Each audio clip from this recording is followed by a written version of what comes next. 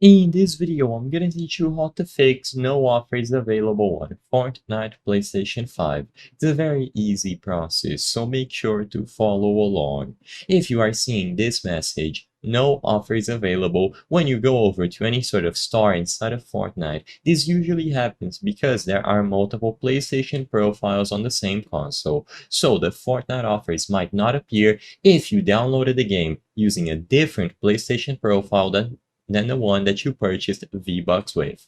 The solution to this usually requires reinstalling the game, so I would highly recommend completely reinstalling the game if you are able to. I know for a lot of people this isn't going to be a quick solution. Maybe you have slow internet speeds and downloading the entirety of the game again is going to take a while, but this is going to be by far the simplest way of fixing this issue or any others attributed to Fortnite. So just select the game, choose the option to uninstall, and then download it from scratch completely.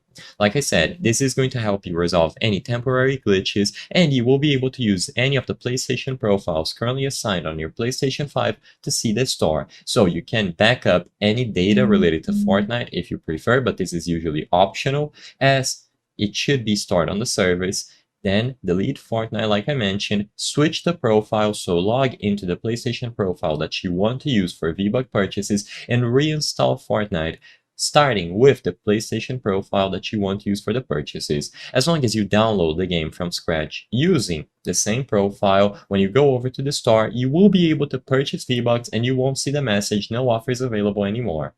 So when you launch it again, just go over to the offers and they should be available. You can also try some alternative things, such as restarting the PlayStation 5 and Fortnite, because a simple restart can resolve temporary glitches, and checking to see if your internet connection is stable, because if you have unstable connection, maybe the items cannot be displayed.